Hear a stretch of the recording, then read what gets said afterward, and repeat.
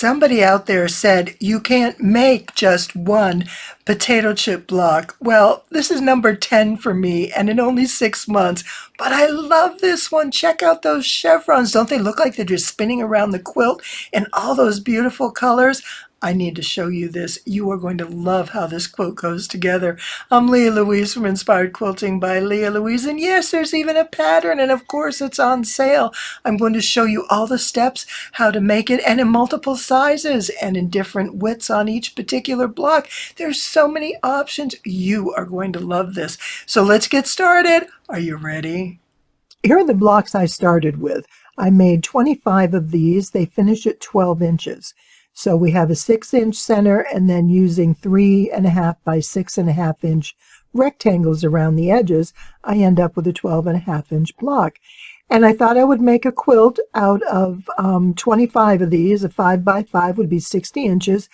But as I said, I wanted more color. So we are going to do something really fun today, and I'm excited to share this with you. And flying geese are a favorite of mine, and the no waste flying geese in particular does such a great job. I'm going to do a tutorial in just a few minutes just to remind everybody how to do this, but also to create a chevron. So when you use your 2 flying geese and make a chevron, what a great center block that makes. And what I've done is created a potato chip block with a chevron in the center.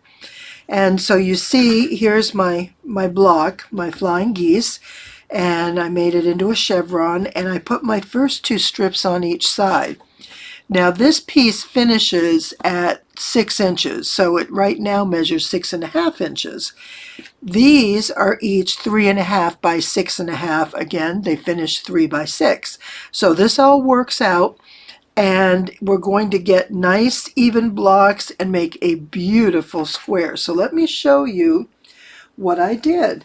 And I made 2 blocks for the top and bottom, actually 2 rectangles, and this is where I came. So my idea is the chevron block has a light background so that the chevron really stands out. And so I put the 2 kind of low volume background rectangles on each side of the chevron, and then I put 2 dark ones on each side. Now the reason I did that is knowing that when I put these together and put them side by side, I don't want all the purple together here, that I get this really fun pattern with the chevron, and you can have it go in multiple directions. You can have it go this way, you can have this one go up, so you can do whatever you want, and that makes it a lot of fun, especially if you're using different colors. Let's see, put this way. And so this is where I was, and I put a few of these together, and I thought, you know, there's just not enough color here, because then what I'm going to do is put this one down here like this, and then I'm going to probably put this one here. But you see how I'm alternating the blocks, so I get a colorful what do I want to say, a colorful border around this, but there just was too much of the white background, too much of the low volume. So I thought we need to do a little something here to change that up a bit. And what I decided to do, because I had all these made, I had 25 of these made to make a 5 by 5 block quilt. And then I said, you know, I'm going to add a little bit more. So I took this block that just had the 2 on the top and bottom, and this is 1 row right here. And I decided I'm going to go with a 2nd row. So the first thing I did was put 2 on each side, and then to finish that, I needed to put a strip of 3 on the top and bottom. This block here will finish at 12 inches. This one finishes at 18, so it's much larger, but I really like this a lot, and it looks fantastic with a bunch of squares together. I can't show you here. I'm going to take a larger snapshot of it. I'm piecing it right now, but I want to show you how to create the chevron. how to get your block started, and then how to get to this point and make a quilt. It's absolutely beautiful and so easy. If you have never made the no waste flying geese before, I'm going to show you how to do it. Plus, I have a really cool tip that works great in getting these points lined up the way you want, because that's a critical part, that you get your points to show on your block. You don't want to be doing your stitching and losing those points, because then it doesn't look like a chevron. So once we get that taken care of, then these go on super easy. You'll need quite a few of them, because I think I counted it's 14 of the rectangles for every square if you make the large one. Now I did this by 3 by 6. You can also do it on a smaller scale and you know, use like 2 by 4s or 1.5 by 3. And what I've done is I have a pattern with all the different sizes that you can choose from, and it'll tell you if you want this size block, this is what you need to do.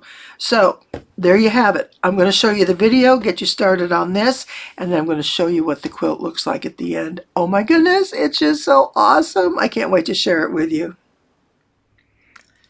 Before we jump into our potato chip block, I want to show you how I am making the center of mine. Now this is the flying geese, and I'm going to make a chevron pattern with the flying geese, which stacks two, one on top of each other.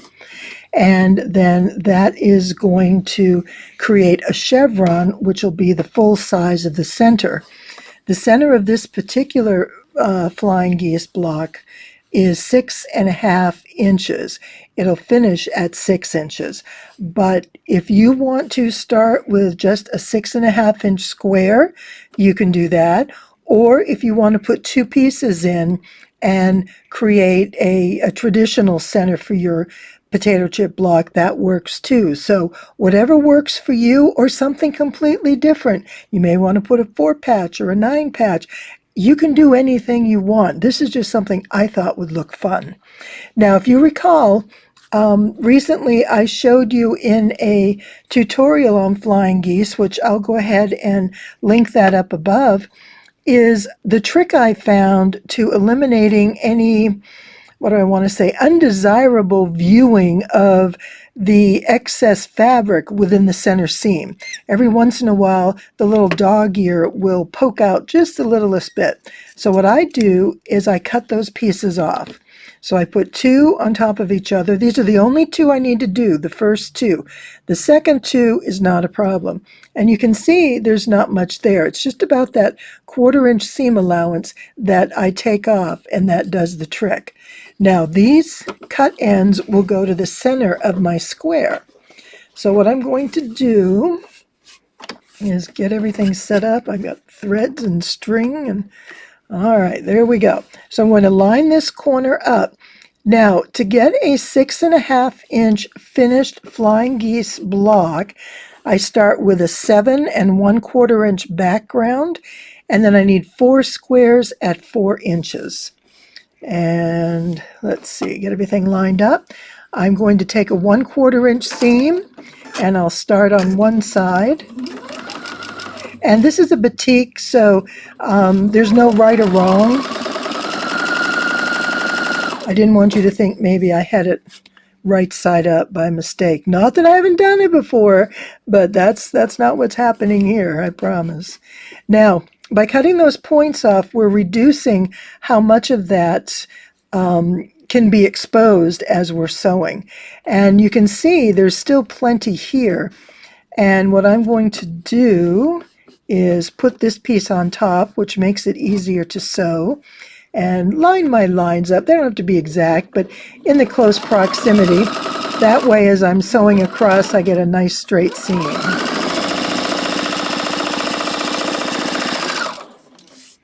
Now, at the same time I'm doing this, I'm also going to be doing the second half. Oh, I didn't get that crease out very good, did I? And there are two pieces to this chevron, and basically what they are is a reverse flying geese block. And let's get two that match a little better. And so one is going to be There we go. Reverse of the other. So this will be the center of one, and this is going to be the center of the other. And when we stack them on top of each other, we get a wonderful chevron. So again, I cut that little bit off, and now I'm going to come here and I'll sew this on. And I just want to show you how easy this goes. So for every center square, you need to do 2 different flying geese setups so that you've got the background reversed on one. And that's going to give you the pattern that we're looking for, which I'll show you in just a moment. But whoops, get it the right way. I do want to just give you the review here, because this part, once you've got this down, oh my goodness, they go together so well.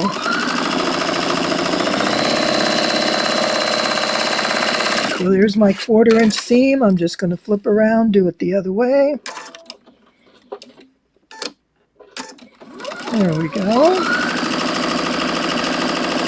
And as you saw, I had my diagonal line drawn from one corner to the other. You don't have to do it in both directions. There we go. Just one will do the trick. And I'm just going to keep chain stitching.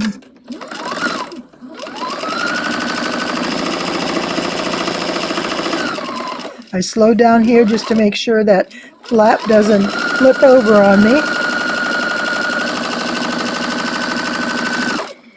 Alright, when I get to this point, I'm just going to trim off my corners, because these dog ears will need to be trimmed at some point. And if I do this now, it just saves me the time later. I just find this a quicker process. So whatever works for you, definitely, that's, your choice, obviously. Now what I'm going to do is take this over and press it, and I press it from the back. I turn it over. You can see how there's like almost a little gather in there. You can see the shadows. You don't see it on the front, but this is where the fabric on the bias in the back sort of cinches a little bit.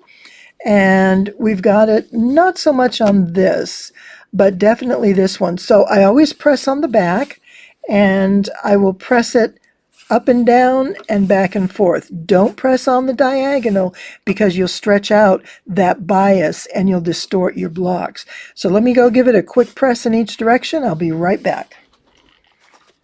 And here we are, all pressed nice and smooth, and see how it takes those little bits of wrinkles out, and that just is going to make everything lay nice and smooth. So at this point, we're just going to cut this. You can certainly use a rotary cutter, but I'm just right here at my machine, and it's easier to do it right here. So at this point, you're going to roll this up. But I just want to show you, this is that point that we cut off in the center. And you see it stays within that center seam allowance. Sometimes this dog ear will protrude and it'll come out farther. And you can see how we've cut it off. And that can actually come out this far. And you can see it. And it took me the longest time to figure out how to deal with that. And cutting that in the middle is what did the trick. So once we're here, we're going to take these and press them. And now we're going to add one more square to each of these. And we're going to line it up in the corner. And I do want you to notice that when we're drawing the line, we want that line to go right into the corner. Don't miss the corner, because that's the line you're going to follow sewing. And if you miss that corner, you're not going to have a good alignment when you're putting your blocks together. It may be a bit skewed. The other thing to look at is this will come down through the center, and this sort of indicates where your seam allowance is, that little point where the fabrics come together. And you can certainly chain stitch this as well if you're doing a bunch at one time. I'm just doing a couple here to demonstrate.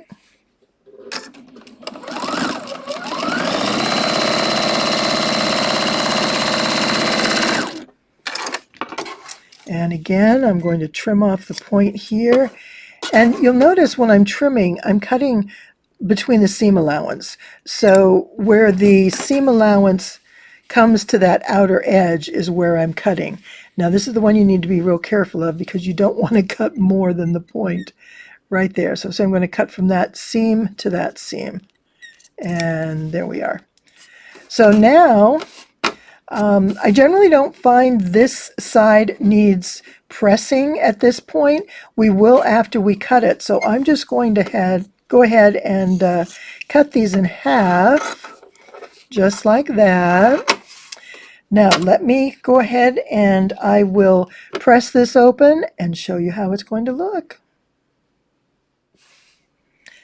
As I was sewing these together, I'm sure there were some of you out there yelling at your screen, trying to get my attention and saying, no, no, no, don't do it. Because look at what I did.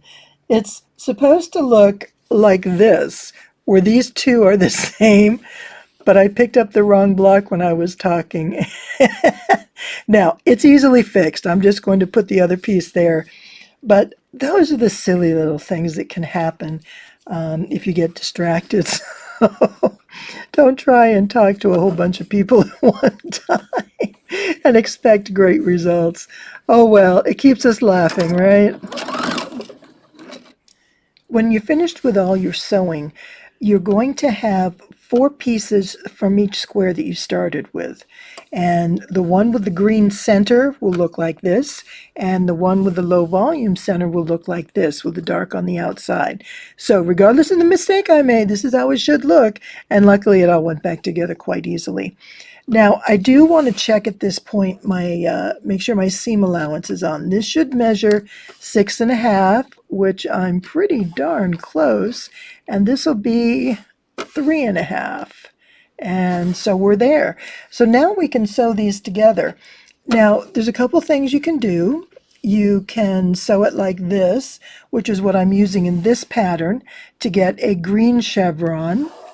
You can put it this way to get a low volume chevron, or you can put it like this and, get 2 opposite flying geese, make a block, whatever you want to call this.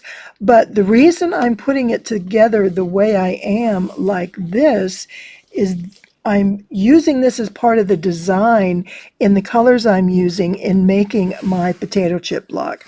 So this is where I need to be.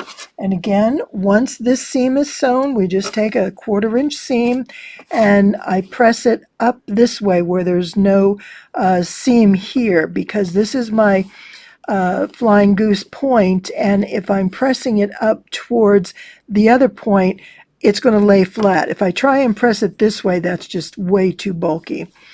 So there we are, and I'm going to measure, look at that, we're within 1/8 of an inch, and right there, yep, we're 6.5. So this is what we want. The other thing to look for is your points. You want these points to come right down into this corner. Remember I told you about the line that you draw? As long as that's right into the corner, these points will come out beautifully. You want to have this 1/2 inch seam allowance right there. And then you want to have at least a 1/2 inch up here. Excuse me, I said 1/2 inch. These are 1/4 inch. This is a 1/4 inch seam allowance. And then this will also be a 1/4 of an inch. Now, because of the way I cut these blocks just a tad larger than you normally would, you get a little bit more space here. And that means when I come in to put my next block in like this, let's say I'm sewing it there, that point isn't going to get lost. It'll still be exposed because the seam's going to fall up here a little bit. So as I'm sewing this seam, I want to make sure I sew on this side of the point, just like I did down here. Do you see that? I have a seam right here and right here. And when I join these together, I use that seam right there. And everything comes together beautifully. So now I need a total of 25 of these. So that's what I'm going to be busy doing, and I'll come back and then we're going to do the potato chip block. Oh my gosh, that's going to be so much fun with these. I can't wait to see how they look. 3. I am so glad I added the extra row of rectangles. I think it sets those chevrons off beautifully, and there's just so much more color, and I love the bright effect of this quilt. It is fantastic. I'm really excited about it. And notice I only needed 16 squares because these are 18 a piece, and that means 2 of them are 36, 4 of them is 72 inches square, which is pretty darn good. That's a nice lap-size quilt. And I can add a couple more if I want to make it longer, or the extra ones, because remember I started with 25 of these small ones. I can just take those and make a small quilt and maybe a little baby quilt. I don't know. It's kind of bright and bold for a baby, but hey, who wouldn't love looking down at all those bright colors and just enjoying. I love the idea of it. So here we are. And I'm really excited to share the pattern with you. I think you'll enjoy making this quilt. It's beautiful. It's great fun. And thank you so much for being here. This was a lot of fun to share with you. I enjoyed making this quilt so much. And it's always such a pleasure to have you. Thank you for following along, and have a fantastic rest of your day.